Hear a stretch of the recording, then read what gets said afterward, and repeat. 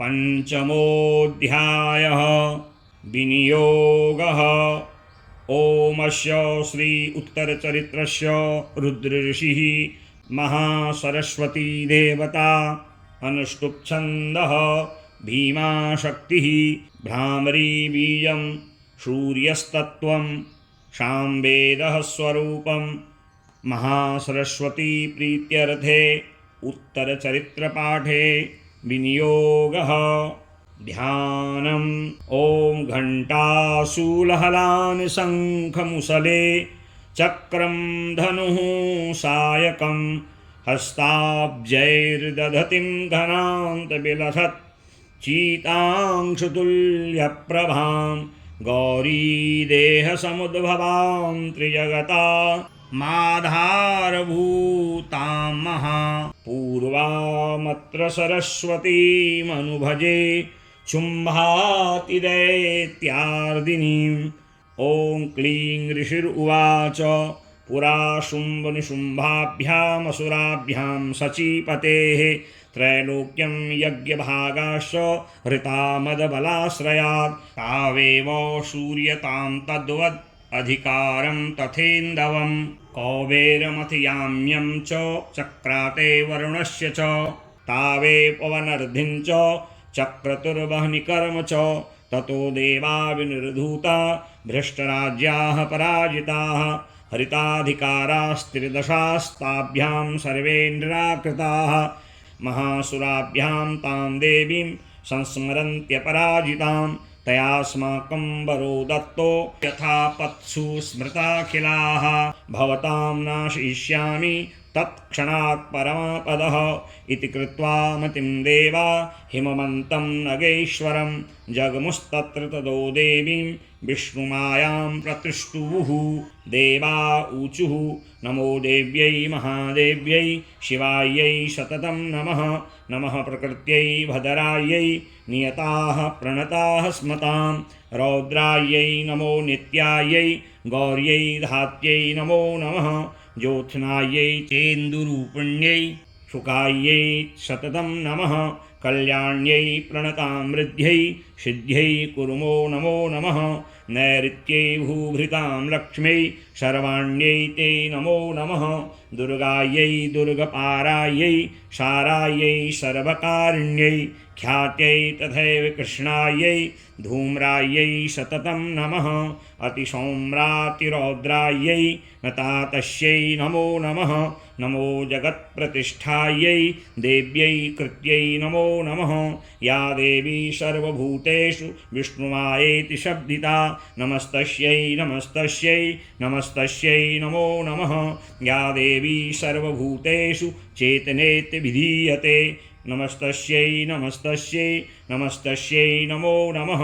या देवी सर्वभूतेषु बुद्धिरूपेण संस्थिता नमस्तस्यै नमस्तस्यै नमस्तस्यै नमो नमः।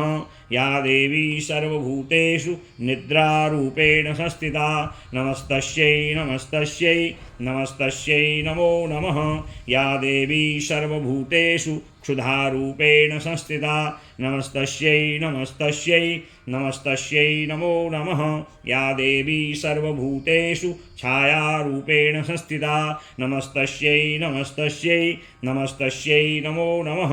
या देवी सर्वभूतेषु शक्तिरूपेण संस्थिता नमस्तस्यै नमस्तस्यै नमस्तस्यै नमो नमः। या देवी सर्वभूतेषु तृष्णारूपेण संस्थिता नमस्तस्यै नमस्तस्यै नमस्तस्यै नमो नमः। या देवी सर्वभूतेषु क्षान्तिरूपेण संस्थिता नमस्तस्यै नमस्तस्यै नमस्तस्यै नमो नमः। या देवी सर्वभूतेषु जातिरूपेण संस्थिता नमस्तस्यै नमस्तस्यै नमस्तस्यै नमो नमः। या देवी सर्वभूतेषु लज्जारूपेण संस्थिता नमस्तस्यै नमस्तस्यै नमस्तस्यै नमो नमः। या देवी सर्वभूतेषु शान्तिरूपेण संस्थिता नमस्तस्यै नमस्तस्यै नमस्तस्यै नमो नमः या देवी सर्वभूतेषु श्रद्धारूपेण संस्थिता नमस्तस्यै नमस्तस्यै नमस्तस्यै नमो नमः या देवी सर्वभूतेषु कान्तिरूपेण संस्थिता नमस्तस्यै नमस्तस्यै नमस्तस्यै नमो नमः या देवी सर्वभूतेषु लक्ष्मीरूपेण संस्थिता नमस्तस्यै नमस्तस्यै नमस्तस्यै नमो नमः या देवी सर्वभूतेषु वृत्तिरूपेण संस्थिता नमस्तस्यै नमस्तस्यै नमस्तस्यै नमो नमः या देवी सर्वभूतेषु स्मृतिरूपेण संस्थिता नमस्तस्यै नमस्तस्यै नमस्तस्यै नमो नमः या देवी सर्वभूतेषु दयारूपेण संस्थिता नमस्तस्यै नमस्तस्यै नमस्तस्यै नमो नमः या देवी सर्वभूतेषु तुष्टुरूपेण संस्थिता नमस्तस्यै नमस्तस्यै नमस्तस्यै नमो नमः या देवी सर्वभूतेषु मातृरूपेण संस्थिता नमस्तस्यै नमस्तस्यै नमस्तस्यै नमो नमः या देवी सर्वभूतेषु भ्रान्तरूपेण संस्थिता नमस्तस्यै नमस्तस्यै नमस्तस्यै नमो नमः इन्द्रियाणामधिष्ठात्री भूतानां चाखिलेषु या भूतेषु सततं तस्यै व्याप्तिदेव्यै नमो नमः चितिरूपेण या कृष्णमेतद्व्याप्य स्थिता जगत् नमस्तस्यै नमस्तस्यै नमस्तस्यै नमो नमः स्तुतासुरैः पूर्वभीषसंश्रया तथा सुरेन्द्रेण दिनेषु सेविता करोतु सा नः शुभहेतुरीश्वरी शुभानि भद्राण्यभिहन्तु चापदः या साम्प्रतं चोद्धतदैत्यतापितैरशमाभिरीशा च सुरैरमश्यते या च स्मृता तत्क्षणमेव हन्ति नः सर्वापदो भक्तिविनम्रमूर्तिभिः। ऋषिर्वाच एवं स्तवादियुक्तानां देवानां तत्र पार्वती स्नातुमभ्याययौ ये जानव्या नृपनन्दनो सा ब्रवीतान् सुरान् शुभ्रुर्भवद्भिः स्तूयते त्रका शरीरकोशतश्चास्याः समुद्भूता ब्रवीच्छिवा स्तोत्रम् ममेतत् क्रियते शुम्भदैत्यनिराकृतैः देवैः समेतैः समरे निशुम्भेन पराजितैः शरीरकोशाद्यतस्तस्याः पार्वत्या निःसृताम्बिका कौशिकीति समस्तेषु ततो लोकेषु गीयते तस्यां विनिर्गतायां तु कृष्णाभूत्सापि पार्वती कालिकेति समाख्याता हिमाचलकृदाश्रया ततोऽम्बिकां परं रूपं बिभ्राणां सुमनोहरं ददर्श चण्डो मुण्डश्च भृत्यो शुम्भयोः ताभ्यां शुम्भाय चाख्याता अतीव सुमनोहरा काप्यास्ते श्रीमहाराजो भाषयन्ती हिमाचलं नैव तादृक्वचिद्रूपं दृष्टं केनचित् उत्तमं ज्ञायतां काप्यशो देवी गृह्यतां चासुरेश्वर श्रीरत्नमतिचारवङ्गी द्योतयन्ती दिशत्विषा सा तु तिष्ठति दैत्रेन्द्र तां भवान् द्रष्टुमर्हति यानि रत्नानि मणयो गजाश्वादीनि वै प्रभो त्रैलोके तु समस्तानि साम्प्रतं भान्ति ते गृहे ऐरावतः समानीतो गजरत्नं पुरन्दरात् पारिजाततरुश्चायं तथैवोच्चैः स्रवाहयः विमानं हंससंयुक्तमेतत्तिष्ठति तेऽङ्गणे रत्नभूतमिहानीतं यदासीद्वेधसोद्भुतं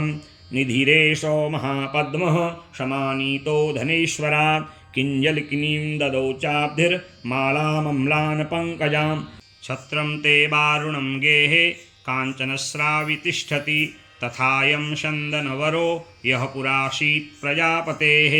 मृत्योरुत्क्रान्तिता नाम शक्तिरीशो त्वया हृता पाशः सलिलराजस्य भ्रातुस्तव परिग्रहे निशुम्भस्याब्धिजाताश्च समस्ता रत्नजातयः बह्निरपि ददौ तुभ्यो मग्निशौचे च वाससि एवं दैत्येन्द्ररत्नानि समस्तान्याहृतानि ते श्रीरत्नमेषा कल्याणी त्वया कसमान्न गृह्यते। ऋषिरुवाच निशम्येति वचः शुम्भ स तदा चण्डमुण्डयोः प्रेषयामास सुग्रीवं दूतं देव्या महासुरम् इति चेति वक्तव्या सा गत्वा वचनान्मम यथा चाभ्येति सम्प्रीत्या तथा कार्यं त्वया लघु स तत्र गत्वा यत्रास्ते शैलोद्देशेति शोभने सा देवी तां ततः प्राह सलक्षणं मधुरया गिरा दूतुवाच देवी दैत्येश्वरः शुम्भस्त्रैलोक्ये परमेश्वरः दूतोऽहं प्रेषितस्तेन त्वत्सकाशमिहागतः अव्याहताज्ञः सर्वासु य सदा देवयोनिषु निर्जिताखिलदैत्यारीः स यदाह शृणुष्व तत् मम त्रैलोक्यमखिलं मम देवावशानुगाः यज्ञभागानुहं सर्वा नुपश्नामि पृथक् पृथक् त्रैलोक्ये वररत्नानि मम वश्यान्यशेषतः तथैव गजरत्नं च हृत्वा देवेन्द्रवाहनं क्षीरोदमथनोद्भूतमश्वरत्नं ममामरैः उच्चैः स्रवशसंज्ञं तत् प्रणिपत्य समर्पितं यानि चान्यानि देवेषु गन्धर्वेषु रगेषु च रत्नभूतानि भूतानि तानि मय्येव शोभने श्रीरत्नभूतां त्वां देवी लोके मन्यामहे वयं सा तस्मानुपागच्छ यतो रत्नभुजो वयं मां वा ममानुजं वापि निशुम्भमुरुविक्रमं भजत्वं चञ्चलापाङ्गी रत्नभूता शिवै यतः परमेश्वरिमतुलं प्राप्स्यसे मत्परिग्रहात् एतद्बुद्ध्या समालोच्य मत्परिग्रहतां व्रज ऋषिरुवाच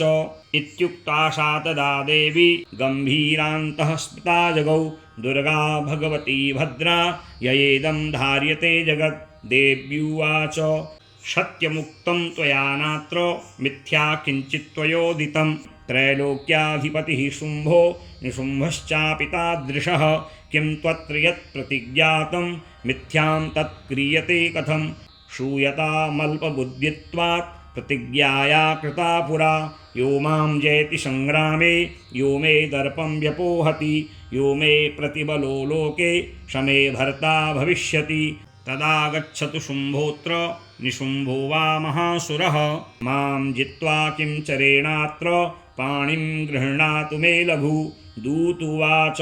अवलिप्ताशिमेवं त्वं देवि ब्रूहि ममाग्रतः त्रैलोके कः पुमांस्तिष्ठे दग्रे शुम्भनिशुम्भयोः अन्येषामपि दैत्यानां सर्वे देवान् वै युधि तिष्ठन्ति सम्मुखे देवी किं पुनः स्त्री त्वमेकिका इन्द्राद्याः सकला देवास्तस्थुर्येषां न संयुगे शुम्भादीनां कथं तेषां स्त्री प्रयास्यसि सम्मुखं सा त्वं गच्छ मयेवोक्ता पार्श्वं शुम्भनिशुम्भयोः केशाकर्षणनिर्धूत गौरवामागमिष्यसि देव्युवाच एवमेतद्बलिशुम्भो निशुम्भश्चापि वीर्यवान् किं करोमि प्रतिज्ञा मे यदनालोचिता पुरा सत्वं गच्छ मयोक्तं ते यदेतत्सर्वमादृतः तदा चक्ष्वासुरेन्द्राय शचयुक्तं करोतु तत् ॐ श्रीमार्कण्डेयपुराणे शावर्णिके मन्वन्तरे देवी माहात्म्ये पंचमः श्रीजगदम्बार्पणमस्तु। षष्ठोऽध्यायः ध्यानम्। ॐ नागाधीश्वरविष्टरां फणिफणोत्तंशोरुरत्नावली भास्वददेहलतां दिवाकरनिभां नेत्रत्रयोद्भासितां मालाकुम्भकपालनीरजकरां चन्द्रार्धचूडां परां सर्वज्ञेश्वरभैरवाङ्कनिलयां पद्मावतीं चिन्तये। ॐ ऋषिरुवाच इत्याकर्ण वचो देव्याः सदूतोऽमर्षपूरितः समाचष्ट समागम्य दैत्यराजाय विस्तरात् तस्य दूतस्य तद्वाक्य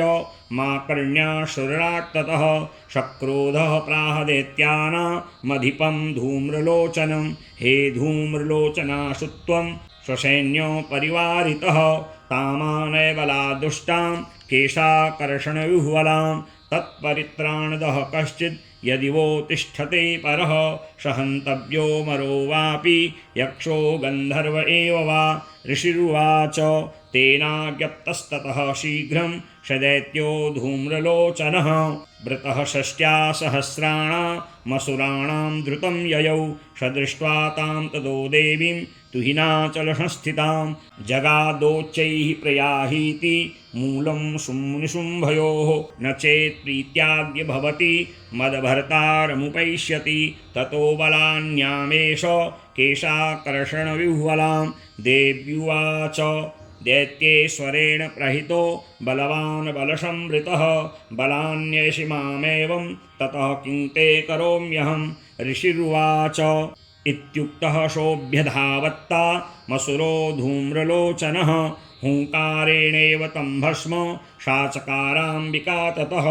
अत क्रुद्धं महासैन्यमसुराणां तथाम्बिका बवर्षसायकैतीक्ष्णैस्तथा शक्तिपरश्वधैः ततो धुतशतः कोपात् कृत्वा नादं शुभैरवं पपातासुरसेनायां सिंहो देव्याः स्ववाहनः कांश्चित् करप्रहारेण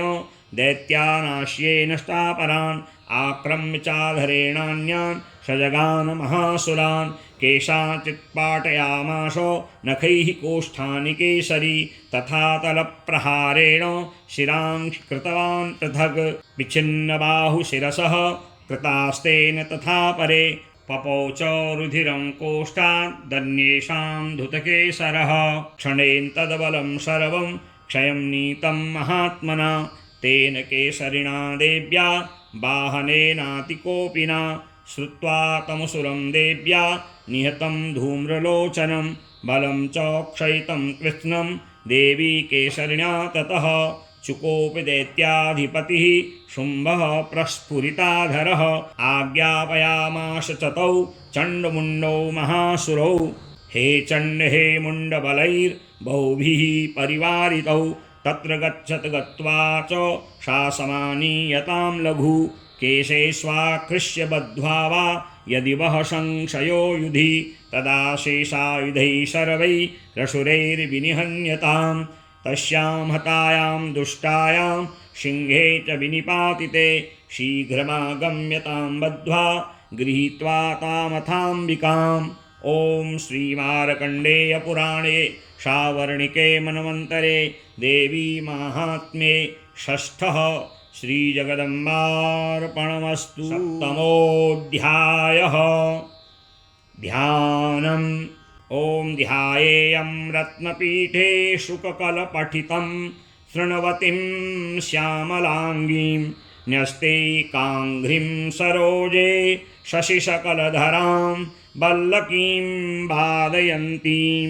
कल्हाराबद्धमालां नियमितविलसच्चोलिकां रक्तवस्त्रां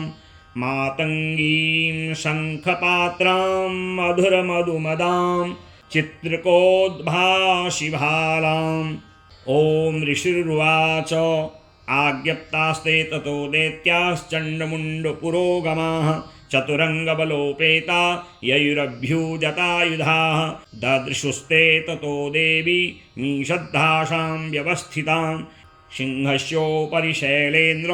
शृङ्गे महति काञ्चने ते दृष्ट्वा तां समादातु मुद्यमं चक्रुद्यताः आकृष्टचापाशिधरास्तथान्ये तत्समीपगाः ततः कोपं चकारोच्चैरम्बिका तानरीन् प्रति कोपेन चास्या वदनं मषीवर्णमभूत्तदा भ्रुकुटीकुटिला तस्या ललाटफलकाद्धृतं कालीकरालवदना विनिष्क्रान्ता शिपाशिनी विचित्रखट्वाङ्गधरा नरमाला विभूषणा द्वीपिचर्मपरिधाना सूक्ष्मांक्षातिभैरवा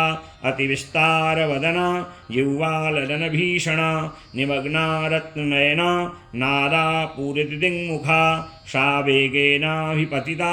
घातयन्ती महासुरान् सैन्ये तत्र सुरारीणामभक्षयत्तद्बलं पार्श्वीगाहाङ्कुशङ्गाहि योधघण्टा समन्वितां समादायैकहस्तेन मुखे चिक्षेपवारणान् तथैव योधं तुरगै रथं सारथिना सह निक्षिप्य वक्त्रे दशनैर्चर्वयन्त्यतिभीषणं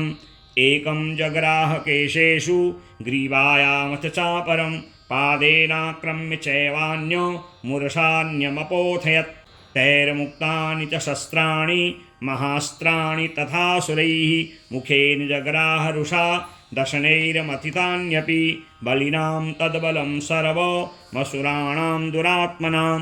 ममर्दा भक्षयच्चान्या नन्याश्चाताडयत्तथा अशिना निहता केचित् खट्वाङ्गताडिताः जगमुर्विनाशमसुरा दन्ताग्राभिहतास्तथा क्षणेन तद्बलं सर्वमसुराणां निपातितं दृष्ट्वा चण्डोऽभिदुद्राव तां कालीमतिभीषणां शरवर्षैर्महाभीमैर्भीमाक्षीं तां महासुरः छादयामाश चक्रैश्च मुण्डः क्षिप्तैः सहस्रशः तानि चक्राण्येकानि विषमानानि तन्मुखं बभूर्यथार्कबिम्बानि सुबहूनि घनोदरं ततो जहाशातिरुषा भीमं भैरवनादिनी काली करालवक्तान्तर्दुर्दर्शदशनोज्ज्वला उत्थाय च महासिंहं देवी चण्डमधावत गृहीत्वा चाशिकेशेषु शिरस्तेनाशिनाचिनत् अथ मुण्डोऽभ्यधावत्तां दृष्ट्वा चण्डं निपातितं तमप्यपातयद्भूमौ सा खड्गाभिहतं रुषा हतशेषं ततः सैन्यं दृष्ट्वा चण्डं निपातितं मुण्डं च सुमहावीर्यं दिशो भेजे भयातुरं शिरश्चण्डस्य काली च गृहीत्वा मुण्डमेव च प्राह प्रचण्डाट्टहास मिश्रमभ्येत्य चण्डिकां मया तवात्रोपहृतौ चण्डमुण्डौ महापशु युद्धयज्ञे स्वयं शुम्भं निशुम्भं च हनिष्यसि ऋषिरुवाच तावानीतौ ततो दृष्ट्वा चण्डमुण्डौ महासुरौ उवाच काली कल्याणी ललितं चण्डिकावचः यशमाश्चण्डं च मुण्डं च गृहीत्वा तमुपागता चामुण्डेति ततो लोके ख्याता देवी भविष्यसि। ॐ श्रीमार्कण्डेय पुराणे सावर्णिके मन्वन्तरे देवी माहात्म्ये सप्तमः श्रीजगदम्बार्पणमस्तु। अष्टमोऽध्यायः ध्यानम्। ॐ अरुणां करुणातरङ्गिताक्षीं धृतपाशाङ्कुशबाणचापहस्ताम् अणिमादिभिरावृतां मयूखैरहमित्येव विभावये भवानीम्। ॐ ऋषिर्वाच चण्डे च निहते दैत्ये मुण्डे च विनिपातिते बहुलेषु च सैन्येषु क्षयिते स्वसुरेश्वरः ततः कोपपराधीन चेताः शुम्भः प्रतापवान् उद्योगं सर्वसैन्यानां दैत्यानामादिदेशः अद्य सर्वबलैर्दैत्याः षडशीतिरुदायुधाः कम्बूनां चतुरशीतिर्निर्यान्तु सबलैर्भृताः कोटिवीर्याणि 50 असुराणां कुलानि वै शतं कुलानि धौम्राणां निर्गच्छन्तु ममाज्ञया कालका दौर्हृदा मौर्याः कालकेयास्तथासुराः युद्धाय सज्जा निर्यान्तु आज्ञया त्वरिता मम इत्याज्ञाप्यासुरपतिः शुम्भो भैरवशासनः निर्जगामो महासैन्य सहस्रैर्बहुभिर्वृतः आयान्तं चण्डिका दृष्ट्वा तत्सैन्यमतिभीषणं ज्वासनैः पूरयामास धरणी गगनान्तरं ततः सिंहो महानाद मतीव कृतवान् नृप घण्टास्वनेन तन्नाद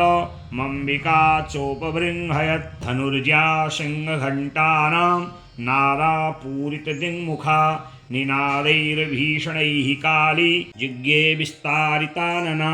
तं निनादमुपसृत्य दैत्यसैन्यश्चतुर्दिशं देवी सिंहस्तथा काली सरोषैः परिवारिताः एतस्मिन्नन्तरे भूप विनाशाय सुरद्विषां भवायामरसिंहाना मतिवीर्यबलान्विताः ब्रह्मेश गुहविष्णूनां तथेन्द्रस्य च शक्तयः शरीरेभ्यो विनिष्क्रम्य तद्रूपैश्चण्डिकां ययुः यस्य देवस्य रूपं यथा भूषणवाहनं तद्वदेहि तत्शक्ति रशुरान् योद्धुमायौ हंसयुक्तविमानाग्रे साक्षसूत्रकमण्डलुः आयाता ब्रह्मण शक्तिर्ब्रह्माणी सा विधीयते माहेश्वरी वृषारूढ़ा त्रिशूलबरधारिणी महाहिबलया प्राप्ता चन्द्ररेखा विभूषणा कौमारी शक्तहस्ता च मयूरबरवाहना योद्धुमभ्यायो दैत्या नम्बिका गुहरूपिणी तथैव वैष्णवी शक्तिर्गरुडोपरिसंस्थिता शङ्खचक्रगदासारङ्ग खड्गहस्ताभ्युपाययौ यज्ञवाराहमतुलं रूपं या बिभ्रतो हरे शक्तिः साप्यायौ तत्र वाराहीं बिभ्रति तनुं नारसिंही नृसिंहस्य बिभ्रति सदृशं वपुः प्राप्ता तत्र शताक्षेप क्षिप्तनक्षत्रसंहतिः वज्रहस्ता तथैवेन्द्री गजराजोपरिस्थिता प्राप्ता सहस्रनयना यथा शक्रस्तथैव सा ततः परिवृतस्ताभिरीशानो देवशक्तिभिः हन्यन्तामसुराः शीघ्रं मम प्रीत्याह चण्डिकां ततो देवी शरीरात्तु विनिष्क्रान्तातिभीषणा चण्डिका शक्तिरत्युग्रा शिवा शतनिनादिनी सा चाह धूम्रजटिल मीशानमपराजिता दूतत्वं गच्छ भगवन् पार्श्वं शुम्भनिशुम्भयोः ब्रूहि शुम्भं निशुम्भं च दानवावतिगर्वितौ ये चान्ये दानवास्तत्र युद्धाय समुपस्थिताः त्रैलोक्यमिन्द्रो लभतां देवाः सन्तु हविर्भुजः यूयं प्रयात पातालं यद्जीवितुमिच्छथ बलाबले पादत चेत् भवन्तो युद्धकाङ्क्षिणः तदा गच्छतृप्यन्तु मच्छिवाः पिशितेन वः यतो नियुक्तो दौत्येन तया देव्या शिवः स्वयं शिवदूतीति लोकेऽस्मिंस्ततः साक्षातिमागता तेऽपि श्रुत्वा वचो देव्याः सर्वाख्यातं महासुराः अमर्षा पूरिता जगमुर्यत्र कात्यायनी स्थिता ततः प्रथममेवाग्रे सरशक्तिष्टिविष्टिभिः बवर्षुरुद्धतामर्षास्तां देवीममरारयः सा च तान् प्रहितान् बाणान् शूलशक्तिपरस्वधान् चिच्छेदलीलयाद्मात धनुर्मुक्तैर्महेषुभिः तस्याग्रतस्तथा काली शूलपादविदारितान् खट्वाङ्गपोतितांश्चारीन् कुर्वती व्यचरत्तदा कमण्डलुजलाक्षेप हतवीर्यान् हतौजसः ब्रह्माणि चाकरोत् शत्रून् येन स्मधावति माहेश्वरी त्रिशूलेन तथा चक्रेण वैष्णवी दैत्यान् जघान कौमारी तथा शक्त्यातिकोपना ऐन्द्रीकुलशपातेन शतशो दैत्यदानवाः पेतुर्विदारिता पृथिव्यां रुधिरौघप्रवर्षिणः तुण्डप्रहारविध्वस्ता दृष्टाग्रक्षदवक्षसः वाराहमूर्त्या न्यपतश्चक्रेण च विदारिताः नखैर्विदारिताश्चान्यान् भक्षयन्ती महासुरान् नारसिंही च चाराजौ नादा पूर्णदिगम्बरा चण्डाट्टहासैरसुराः शिवदूत्यभिदूषिताः पेतुः पृथिव्यां पतितास्तांश्चखादाथ सा तदा इति मातृगणं क्रुद्धं मर्दयन्तं महासुरान् दुष्ट्वाभ्युपायैर्विविधैर्षुरदेवारिसैनिकाः पलायनपरान् दृष्ट्वा दैत्यान् मातृगणार्दितान् योद्धुमभ्यायो क्रुद्धो रक्तबीजो महासुरः रक्तबिन्दुर्यदा भूमौ पतत् यस्य शरीरतः समुत्पतति मेदन्यां तत्प्रमाणस्तदासुरः युधेश गदापाणि हृन्दशक्त्या महासुरः ततश्चैन्द्रीशवज्रेण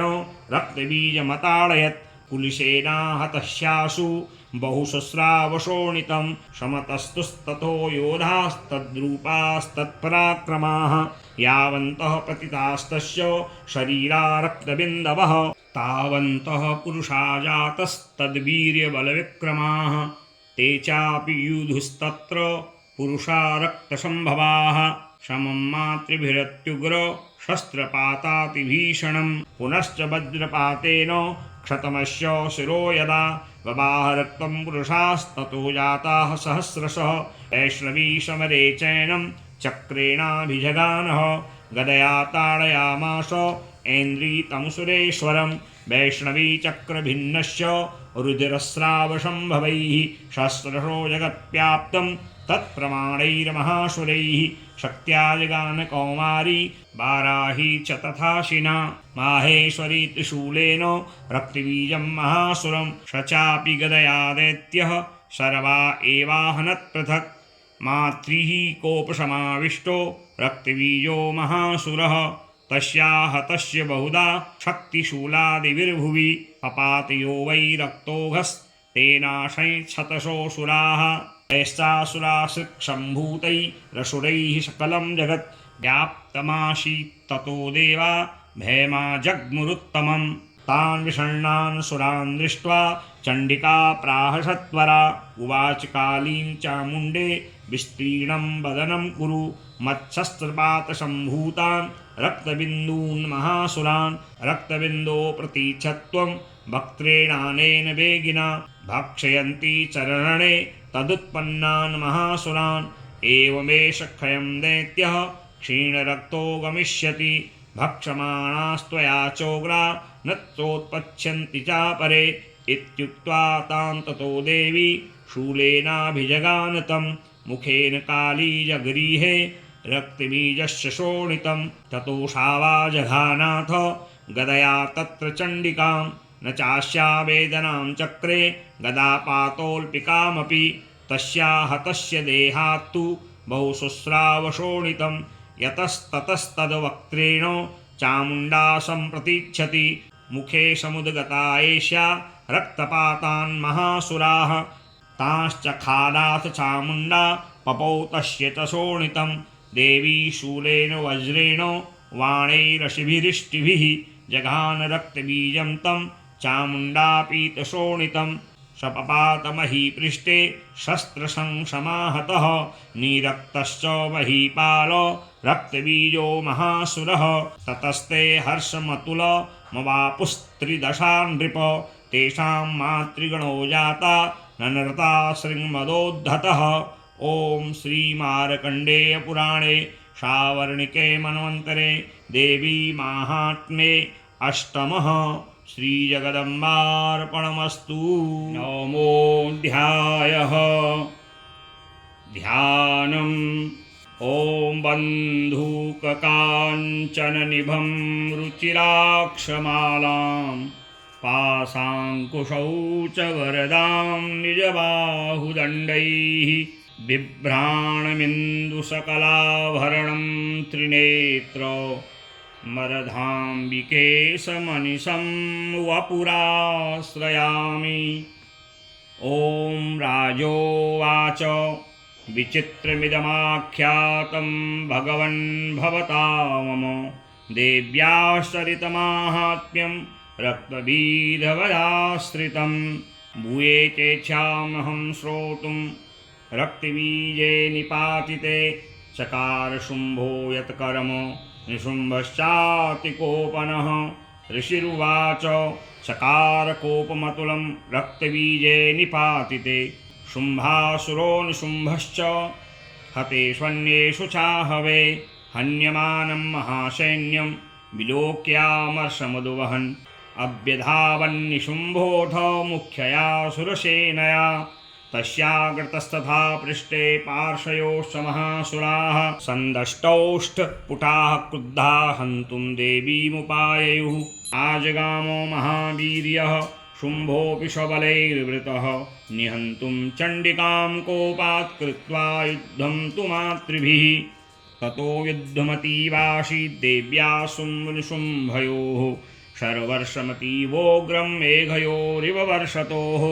चिच्छेदास्ताञ्छलांस्ताभ्यां चण्डिका स्वसरोत्करैः ताडयामास चाङ्गेषु शस्त्रौघैरसुरैश्वरौ। निशुम्भो निशितं खड्गं चर्मचादाय शुप्रभम् अताडयन्मूर्धनि सिंहं देव्या वाहनमुत्तमं ताडिते वाहने देवी क्षुरप्रेणाशुमुत्तमं निशुम्भस्याशु चिच्छेदो चर्म चाप्यष्टचन्द्रकम् छिन्ने चरमणि खड्गे च शक्तिं चिक्षेपशोऽसुरः तामप्यस्य द्विधा चक्रे चक्रेणाभिमुखागतान् कोपाधमातो निशुम्भोऽथ शूलं जग्राह दानवः आयातं मुष्टिपातेन देवी तच्चाप्यचूर्णयत् आविद्याथ गदां सोऽपि चिक्षेप चण्डिकां प्रति शापि देव्या त्रिशूलेन भिन्ना भस्मत्वमागता ततः परुषहस्तं तमायान्तं दैत्यपुङ्गवम् आहत्य देवीं बाणौ धैरपातयत भूतले तस्मिन्निपतिते भूमौ निशुम्भे भीमविक्रमे भ्रातर्यतीव संक्रुद्धः प्रयो हन्तुमम्बिकां सरथस्थस्तथायुच्चैर्गृहीत परमायुधैः भुजैरष्टाभिरतुलैर्व्याप्याशेषं बभौ नभः तमायान्तं समालोक्य देवी शङ्खमवादयत् ज्याशब्दं चापि धनुषश्चकारातीव दुस्सहं पूरयामास ककुभो निजघण्टास्वनेन च समस्तदैत्यसैन्यानां तेजोबदविधायिना ततः सिंहो महानादैस्त्याजितेभ महामदैः पूरयामास गगनं गां तथैव दिशो दश ततः काली समुत्पत्य गगनं क्ष्माताडयत् कराभ्यां तन्निनादेन प्राक्ष्वनास्ते तिरोहिताः अट्टाटहासमशिवं शिवदूती चकारः तैः शब्दैरसुरास्त्रेषु शुम्भः कोपं परं ययौ दुरात्मतिष्ठेति व्याजहाराम्बिका यदा तदा दैत्यभियतं देवैराकाशसंस्थितैः शुम्भेनागत्या शक्तिर्मुक्ता ज्वालातिभीषणा आयान्ति बह्निकूटाभा सा निरस्ता महोल्कया सिंहनादेन शुम्भस्य व्याप्तं लोकत्रयान्तरं निर्घात निःस्वनो घोरो जितवान् बनीपते शुम्भमुक्तान् छलान् देवी शुम्भस्तत्प्रयितान् छलान् चिच्छेद स्वसुरैरुग्रैः शतशोऽथ सहस्रशः ततः सा चण्डिका क्रुद्धा शूलेनाभिजगानतं शतदाभिहतो भूमौ मूर्छितो निपपातः ततो निशुम्भः सम्प्राप्य चेतनामात्तकारमुकः आजगान शरैर्देवीं कालीं केसरिणं तथा पुनश्च कृत्वा बाहूना मयुतं दनुजेश्वरः चक्रायुधेन दितिजश्छादयामाश चण्डिकां ततो भगवती क्रुद्धा दुर्गा दुर्गार्तिनाशिनी चिच्छेद तानि चक्राणि स्वशरैः सायकांशतान् ततो निशुम्भो वेगेन गदामादाय चण्डिकाम् अभ्यधावत वै हन्तुं दैत्यसेना समावृतः तस्या पतत एवाशु गदां चिच्छेद चण्डिका खड्गेन श्रितधारेण शतशूलं समाददे शूलहस्तं समायान्तं निशुम्भवरार्दनं हृदि विव्याधशूलेन वेगाविद्धेन चण्डिका भिन्नस्य तस्य शूलेन हृदयानिः श्रुतोपरः महाबलो महावीर्यस्तिष्ठेति पुरुषो वरन् तस्य निष्क्रामतो देवी प्रहस्य स्वनवत्ततः शिरच्चिच्छेद खड्गेन ततोषावपतद्भुवि ततः सिंहश्चखारोग्रं द्रष्टाक्षुण्णशिरोधरान् असुरांस्तांस्तथा काली शिवदूती तथा परान् कौमारी शक्तिनिर्भिन्नाः केचिन्नेऽसुरमहासुराः ब्रह्माणि मन्त्रपूतेन तोयेनान्ये निराकृताः माहेश्वरी त्रिशूलेन भिन्नाः पेतुस्तथा परे वाराही तुण्डघातेन केचिच्चूर्णीकृता भुवि खण्डं खण्डं च चक्रेण वैष्णव्यादानवाः कृता वज्रेण चैन्द्रीहस्ताग्र विमुक्तेन तथा परे केचिद्विनेशुरसुराः केचिन्नष्टा महाहवात् भक्षिताश्चापरे काली शिवदूती मृगाधिपैः ॐ श्रीमार्कण्डेयपुराणे शावर्णिके मनमन्तरे नवमः श्रीजगदम्बार्पणमस्तु। दशमोऽध्यायः ध्यानम् ॐ उत्तप्तहेमरुचिरां रविचन्द्रवहनी नेत्रां धनुःसरयुताङ्कुशपाशशूलं रम्यैर्भुजैश्च दधतीं शिवशक्तिरूपां कामेश्वरीं हृदि भजामि धृतेन्दुलेखाम्। ॐ ऋषिर्वाच निशुम्भं निहतं दृष्ट्वा भ्रातरं प्राणसंमितं हन्यमानं बलं चैव शुम्भः क्रुद्धोद्ब्रवीद्वचः बलाबले पाददुष्टे त्वं मा दुर्गे गर्वमावह अन्यासां बलमाश्रित्य युध्यसे यातिमानिनी। देव्युवाच एकैवाहं जगत्यत्र द्वितीया का ममापरा पश्येता दुष्टमय्येव विशन्त्यो मद्विभूतयः। ततः समस्तास्ता देव्यो ब्रह्माणि प्रमुखालयं तस्या देव्यास्तनो जग्मु रेकैवासी तदाम्बिका। देव्युवाच अहं विभूत्या बहुभिः ह्रियरूपैर्यदा स्थिता तत्संहृतं मयैकैव तिष्ठाम्याजौ स्थिरो भव। ऋषिर्वाच ततः प्रववृते युद्धं देव्याः शुम्भस्य चोभयोः पश्यतां सर्वदेवानामसुराणां च दारुणं शरवर्षैः शितैः शस्त्रैस्तथास्त्रैश्चैव दारुणैः तयोर्युद्धमभूद्भूयः सर्वलोकभयङ्करं। दिव्यान्यस्त्राणि शतशो मुमुचेयान्यथाम्बिका बभञ्जतानि दैत्येन्द्रस्तत्प्रतिघातकर्तृभिः मुक्तानि तेन चास्त्राणि दिव्यानि परमेश्वरी बभञ्जो लीलयोग्र हुङ्कारोच्चारणादिभिः। ततः सरशतैर्देवी माच्छादयतशोऽसुरः शापि तत्कुपिता देवी धनुश्चिच्छेदचेषुभिः छिन्ने धनुषि दैत्येन्द्रस्तथा शक्तिमथा ददे चिच्छेददेवी चक्रेण तामप्यस्य करे स्थितां। ततः खड्गमुपादाय शतचन्द्रं च भानुमत् अभ्यधावत्तदा देवीं दैत्यानामधिपेश्वरः तस्या पतत एवाशु खड्गं चिच्छेदचण्डिका धनुर्मुक्तैः स्थितैर्बाणैश्चर्मचार्ककरामलं हताश्वः शतदा दैत्यश्छिन्नधन्वा विशारथिः जगराहमुद्गरं घोरमम्बिका निधनोद्यतः चिच्छेदापततस्तस्य मुद्गरं निशतैः शरैः तथापि शोभ्यधावत्तां मुष्टिमुद्यम्य वेगवान् समुष्टिं पातयामास हृदये दैत्यपुङ्गवः देव्यास्तं चापिशा देवी तलेनोरस्य ताडयत् तलप्रहाराभिहतो निपपातमहीतले स दैत्यराजः सहसा पुनरेव तथोत्थितः उत्पत्य च प्रग्रहोचैर्देवीं गगनमास्थितः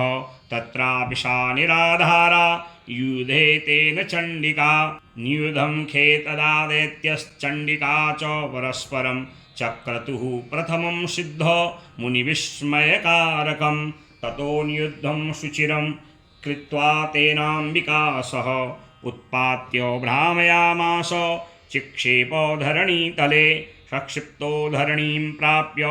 मुष्टिमुद्यम्य वेगितः अभ्यधावद्दुष्टात्मा चण्डिका निधनेच्छया तमायान्तं ततो देवी सर्वदैत्यजनेश्वरं जगत्यां पातयामास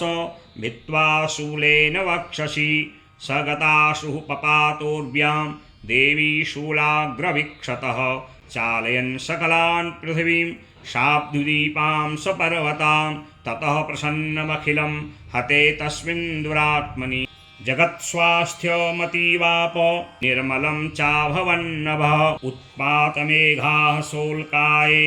प्रागाशंस्ते समं ययुः सरितो मार्गवाहिन्यस्तथा संस्तत्र पातिते ततो देवगणाः सर्वे हर्षनिर्वरमानसाः बभूर्निहते तस्मिन् गन्धर्वाललितं जगुः अवादयंस्तथैवान्ये न नृतश्चाप्सरोगणाः ववुः पुण्यास्तथा वाताः सुप्रभो भूद्दिवाकरः जज्ज्वलुश्चाग्नयः शान्ताः शान्ता दिग्जनितस्वनाः। ॐ श्रीमार्कण्डेय पुराणे सावर्णिके मन्वन्तरे देवी माहात्म्ये दशमः श्रीजगदम्बार्पणमस्तु। एकादशोऽध्यायः ध्यानम्। ॐ बालरविद्युतिमिन्दुकिरीटां तुङ्गकुचां नयनत्रययुक्तां स्मेरमुखीं वरदाङ्कुशपाशा भीतिकरां प्रभजे भुवनेशीम्। ॐ ऋषिरुवाच देव्याः ते तत्र महासुरेन्द्रे सेन्द्राः सुरावहनि पुरोगमास्तां कात्यायनीं तुष्टुरिष्टलाभात् विकाशि वक्त्राब्जविकाशितासाः। देवी प्रपन्नार्तिहरे प्रसीद प्रसीद मातर्जगतोऽखिलस्य प्रसीद विश्वेश्वरि पाहि विश्वं त्वमीश्वरी देवी चराचरस्य आधारभूता जगतस्त्वमेका महीस्वरूपेण यतः स्थितासि अपां स्वरूपस्थितया त्वयेतत् आप्यायते कृत्स्नमलङ्घवीर्ये त्वं वैष्णवी शक्तिरनन्तवीर्या विश्वस्य बीजं परमासि माया सम्मोहितं देवि समस्तमेतत् त्वं वै प्रसन्ना भूय मुक्तिहेतुः विद्याः समस्तास्तव देवि भेदाः स्त्रियः समस्ताः सकला जगत्सु त्वयैकया पूरितमम्बयेतत् का ते स्तुतिः स्तव्यपरा परोक्तिः सर्वभूता यदा देवी स्वर्गमुक्तिप्रदायिनी त्वं स्तुतास्तुते का वा भवन्तु परमोक्तयः सर्वस्य बुद्धिरूपेण जनस्य हृदि संस्थिते स्वर्गापवर्गदे देवी नारायणि नमोऽस्तुते कलाकाष्ठादिरूपेण परिणामप्रदायिनी विश्वस्योपरतो शक्ते नारायणि नमोऽस्तुते सर्वमङ्गलमङ्गल्ये शिवे सर्वार्थसाधिके शरण्ये त्र्यम्बके गौरी नारायणि नमोऽस्तुते सृष्टिस्थितिविनाशानां शक्तिभूते सनातनी गुणाश्रये गुणमये नारायणि नमोऽस्तुते शरणागतदीनार्त परित्राणपरायणे सर्वस्यार्तिहरे देवी नारायणि नमोऽस्तुते हंसयुक्तविमानस्थे ब्रह्माणि रूपधारिणि कौशाम्भः क्षरिके देवी नारायणि नमोऽस्तुते त्रिशूलचन्द्राहिधरे महावृषभवाहिनी माहेश्वरी स्वरूपेण नारायणि नमोऽस्तुते मयूरकुक्कुटवृते महाशक्तिधरे नघे कौमारी रूपसंस्थाने नारायणि नमोऽस्तुते शङ्खचक्रगदासारङ्गगृहीत परमायुधे प्रसीद वैष्णवी रूपे नारायणि नमोऽस्तुते गृहीतोग्रमहाचक्रे द्रष्टो धृतवसन्धरे वराहरूपिणी शिवे नारायणि नमोऽस्तुते नृसिंहरूपेणोग्रेण हन्तुं दैत्यान् कृतोद्यमे त्रैलोक्यत्राणसहिते नारायणि नमोऽस्तुते किरीटिनि महावज्रे सहस्रनयनोज्ज्वले वृत्तप्राणहरे चेन्द्री नारायणि नमोऽस्तुते शिवदूती स्वरूपेण हतदैत्यमहाबले घोररूपे महारावे नारायणि नमोऽस्तुते नृष्टाकरालवदने शिरोमाला विभूषणे चामुण्डे मुण्डमतने नारायणि नमोऽस्तुते लक्ष्मीलज्जे महाविद्ये श्रद्धे पुष्टिस्वधे ध्रुवे महारात्रिमहाविद्ये नारायणि नमोऽस्तुते मेधे सरस्वतीवरे भूतिवाभ्रवितामसि नियते त्वं प्रसीदेशे नारायणि नमोऽस्तुते सर्वस्वरूपे सर्वेशे सर्वशक्तिसमन्विते भयेभ्यस्त्राहि नो देवि दुर्गे देवि नमोऽस्तु ते एतत्ते वचनं सौम्यं लोचनत्रयभूषितं पातु नः सर्वभीतिभ्यः कात्यायनि नमोऽस्तु ते ज्वालाकरालमत्युग्रमशेषासुरसूदनं त्रिशूलं पातु नो भीतेर्भद्रकाली नमोऽस्तु ते हिनस्ति दैत्यतेजांसि स्वनेनापूर्यया जगत् सा घण्टा पातु नो देवि पापेभ्यो नः सुतानिव असुरासृगवशापङ्क चर्तितस्ते करोज्ज्वलः शुभाय खड्गो भवतु चण्डिके त्वां नता वयं रोगान् शेषानपहंसि तुष्टा रुष्टा तु कामान् सकलान् भीष्टान् त्वामाश्रितानां न विपन्नराणां त्वामाश्रिता ह्याश्रयतां प्रयान्ति एतत् कृतं यत्कदनं त्वयाद्य धर्मद्विषां देवि महासुराणां रूपैरनेकैर्बहुधात्ममूर्तिं कृत्वाम्बिके तत्प्रकरोति कान्या विद्यासु शास्त्रेषु विवेकदीपे स्वाध्येषु वाक्येषु च का त्वदन्या मम त्वगर्तेति महान्धकारे बिभ्रामयत्येव तदतीव विश्वं रक्षांसि यत्रोर्गविशाश्च नागा यत्रारयो दस्युबलानि यत्र दावानलो यत्र तथाब्धिमध्ये तत्र स्थिता त्वं परिपाशि विश्वं विश्वेश्वरी त्वं परिपाशि विश्वं विश्वात्मिकाधार्यशीति विश्वं विश्वेशवन्द्या भवती भवन्ति विश्वाश्रयायै त्वयि भक्तिनम्राः देवि प्रसीद परिपालय नोरिभीतेर्नित्यं यथासुरवधादधुनैव सद्यः पापानि सर्वजगतां प्रशमं नयासु उत्पातपाकजनिताश्च महोपसर्गान् प्रणतानां प्रसीदत्वं देवि विश्वार्तिहारिणी त्रैलोक्यवासिनामीड्ये लोकानां वरदा भव देव्युवाच वरदाहं सुरगणा वरं यन्मन सेच्छथ तं वृद्ध्वं प्रयच्छामि जगतामुपकारकं देवा ऊचुः सर्वा बाधा प्रशमनं त्रैलोक्यस्याखिलेश्वरि एवमेव त्वया कार्यमस्मद्वैरिविनाशनं देव्युवाच दैवस्वतेऽन्तरे प्राप्ते अष्टाविंशतिमे युगे शुम्भो निशुम्भश्चैवान्या उत्पत्स्येते महासुरौ नन्दगोपगृहे जाता यशोदा गर्भसम्भवा ततस्तौ नाशिष्यामि विन्ध्याचलनिवासिनी पुनरप्यतिरौद्रेण रूपेण पृथिवीतले अवतीर्य हनिष्यामि वैप्रचित्तास्तु दानवान् भक्षयन्त्याश्च तानुग्रहान् वैप्रचित्तान् महासुरान् रक्तादन्ता भविष्यन्ति दाडिमी कुसुमोपमाः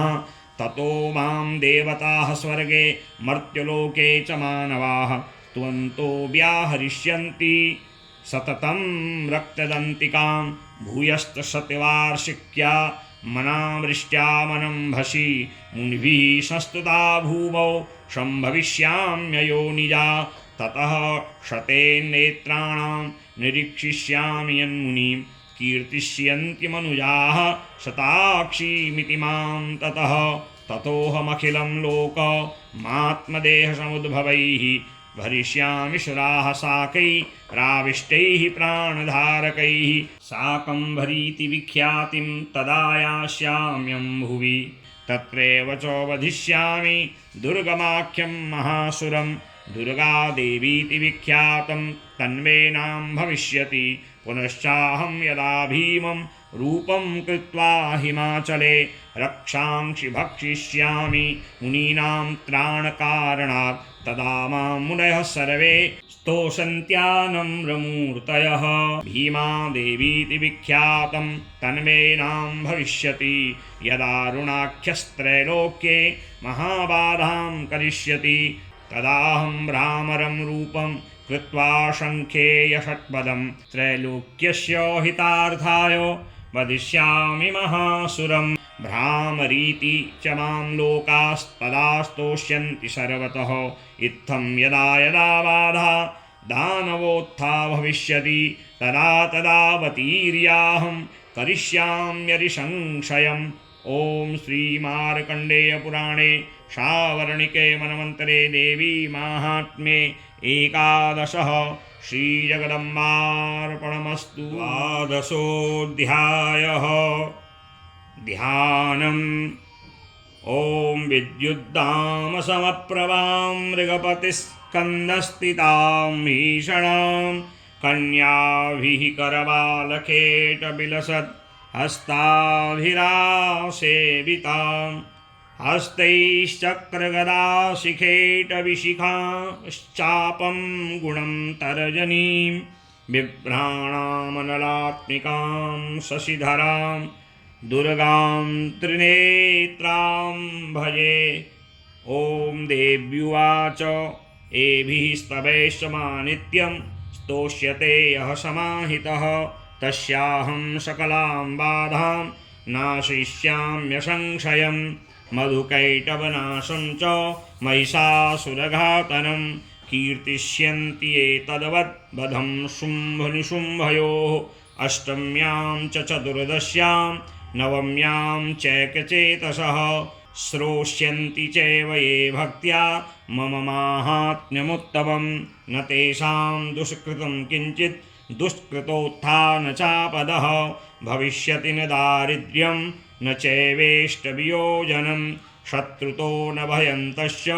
दस्युतो वा न राजतः न शस्त्रान्नलतो योगात् कदाचित् सम्भविष्यति। तस्यान्ममेतन्माहात्म्यं पठितव्यं समाहितैः श्रोतव्यं च सदा भक्त्या परं स्वस्तयनं हि तत्। उपसर्गान् शेषांस्तु महामारी समुद्भवान् तथा त्रिविधमुत्पातं माहात्म्यं समयेन्मम। यत्रेतत्पठ्यते सम्यक् नित्यमायतने मम सदा न तद्विमोक्ष्यामि सान्निध्यं तत्र मे स्थितं। बलिप्रदाने पूजायामग्निकार्ये महोत्सवे सर्वं ममेतच्चरितं मुच्चार्यं श्राव्यमेव च। जानता जानता वापि बलिपूजां तथा कृतां प्रतीच्छिष्याम्यहं प्रीत्या वह्निहोमं तथा कृतं। शरत्काले महापूजा क्रियते या च वार्षिकी तस्यान्ममेतन्माहात्म्यं श्रुत्वा भक्तिसमन्वितः सर्वा बाधा विनिर्मुक्तो धनधान्यसुतान्वितः मनुष्यो मत्प्रसादेन भविष्यति न संशयः। श्रुत्वा ममेतन्माहात्म्यं तथा चोत्पत्तयः शुभा पराक्रमं च युद्धेषु जायते निर्भयः पुमान्। रिपवः संशयं यान्ति कल्याणं चोपपद्यते नन्दते च कुलं पुंसां माहात्म्यं मम शृण्वताम्। शान्तिकर्मणि सर्वत्र तथा दुःस्वप्नदर्शने ग्रहपीडासु चोग्रासु माहात्म्यं शृणुयान्मम। उपसर्गाः समं यान्ति ग्रहपीडाश्च दारुणाः दुःस्वप्नं च निभिर्दृष्टं सुस्वप्नमुपजायते। बालग्रहाभिभूतानां बालानां शान्तिकारकं संघातभेदे चन्द्रिणां मैत्रीकरणमुत्तमं। दुर्वृत्तानामशेषाणां बलहानिकरं परं रक्षो भूतपिशाचानां पठनादेव नाशनं। सर्वं ममेतन्माहात्म्यं मम सन्निधिकारकम्। पशुपुष्पार्घ्यधूपैश्च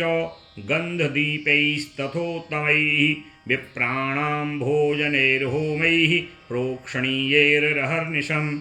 अन्यैश्च विविधैर्भोगैः प्रदानैर्वत्सरेण या प्रीतिर्वे क्रियते सास्मिन् सुकृत् सुचरिते श्रुते श्रुतं हरति पापानि तथारोग्यं प्रयच्छति रक्षां करोति भूतेभ्यो जन्मनां कीर्तनं मम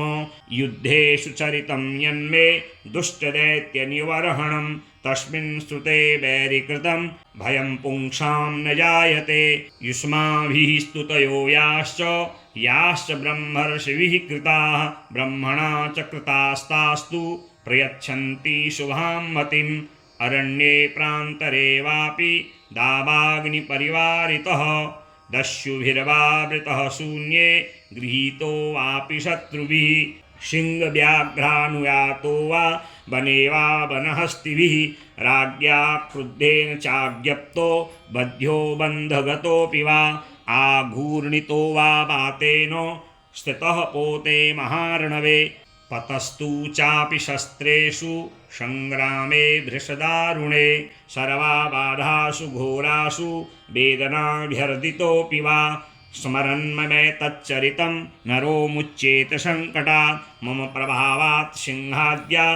दस्यवो वैरिणस्तथा दूरादेव पलायन्ते स्मरतश्चरितं मम ऋषिरुवाच इत्युक्त्वा सा भगवती चण्डिका चण्डविक्रमा पश्यतामेव देवानां तत्रैवान्तर्धीयत तेऽपि देवा निरातङ्काः स्वाधिकारान् यथा पुरा यज्ञभागभुजः सर्वे चक्रतुर्विनिहतारयः दैत्यास्तदेव्या निहते शुम्भे देवरिपौ युधि जगद्विध्वंसिनी तस्मिन् महोग्रे तुलविक्रमे निशुम्भे च महावीर्ये शेषाः पातालमाययुः एवं भगवती देवी सा नित्यापि पुनः पुनः सम्भूय कुरुते भूप जगतः परिपालनं तयेतन्मोह्यते विश्वं शैव विश्वं प्रसूयते सा याचिता च विज्ञानं तुष्टा रिद्धिं प्रयच्छति व्याप्तं तयेतत्सकलं ब्रह्माण्डं मनुजेश्वर महाकाल्या महाकाले महामारी स्वरूपया शैवकाले महामारी शैवसृष्टिर्भवत्यया स्थितिं करोति भूतानां शैवकाले सनातनी भवकाले नृणां शैव लक्ष्मीर्वृद्धिप्रदा गृहे शैवाभावे तथा लक्ष्मीर्विनाशायोपजायते स्तुता सम्पूजिता पुष्पैर्धूपगन्धादिभिस्तथा ददाति वित्तं पुत्रांश्च मतिं धर्मे गतिं शुभाम् ॐ श्रीमार्कण्डेय पुराणे शावर्णिके मनमन्तरे देवी माहात्म्ये द्वादशः श्रीजगदम्बार्पणमस्तु।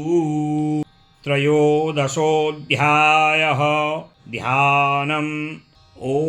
बालार्कमण्डलाभासां चतुर्बाहुं त्रिलोचनां पाशाङ्कुशवराभीतिर्धारयन्तीं शिवां भजे। ॐ ऋषिर्वाच एतत्ते कथितं भूप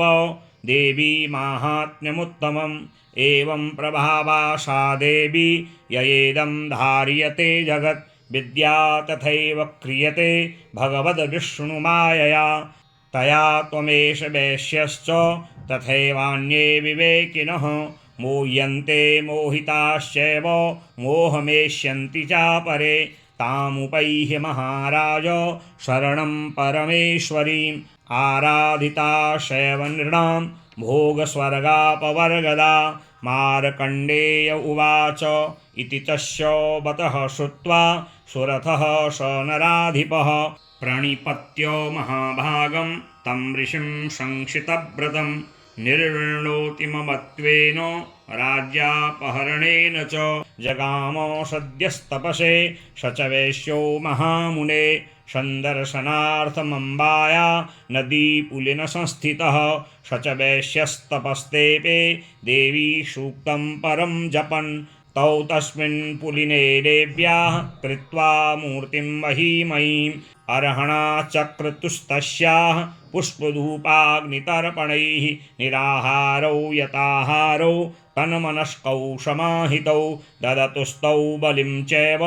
निजगात्रा श्रीगुच्छितम् एवं समाराधयतोस् त्रिभिर्वर्षैर्यतात्मनो परितुष्टा जगद्धात्री प्रत्यक्षं प्राह चण्डिका। देव्युवाच यत्प्रार्थ्यते त्वया भूप त्वया च कुलनन्दन मत्तस्तत्प्राप्यतां सर्वं परितुष्टा ददामि तत्। मार्कण्डेय उवाच ततो ब्रवे नृपो राज्य मयुभ्रंशन्यजन्मनि अत्रैव च निजं राज्यं हतशत्रुबलं बलात्। सोऽपि वेश्यस्ततो ज्ञानं ब्रवे निर्वर्णमानसः ममेत्यहमिति प्राज्ञः सङ्गविच्युतिकारकम्। देव्युवाच स्वल्पैरहोभिर्निपृते स्वं राज्यं प्राप्स्यते भवान् हत्वा रिपून् स्खलितं तव तत्र भविष्यति। मृतस्य भूयः सम्प्राप्य जन्मदेवा विवस्वतः सावर्णिको नाम मनुर्भवान् भुवि भविष्यति। वैश्यवर्य त्वया यश्च वरस्मत्तोऽभिवाञ्छितः तं प्रयच्छामि संसिद्ध्यै तव ज्ञानं भविष्यति। मार्कण्डेय उवाच इति दत्त्वा तयोर्देवी यथाभिलषितं वरं बभूवान्तर्हिता सद्यो भक्त्या ताभ्यामभिष्टुता। एवं देव्या वरं लब्ध्वा स्वरथः क्षत्रियर्षभः सूर्या जन्म समासाद्य सावर्णिर्भविता मनुः। एवं देव्या वरं लब्ध्वा स्वरथः क्षत्रियर्षभः सूर्या जन्म समासाद्य सावर्णिर्भविता मनुः। क्लीं ॐ श्रीमार्कण्डेय पुराणे सावर्णिके मनवन्तरे देवी माहात्म्ये त्रयोदशः श्रीजगदम्बार्पणमस्तु।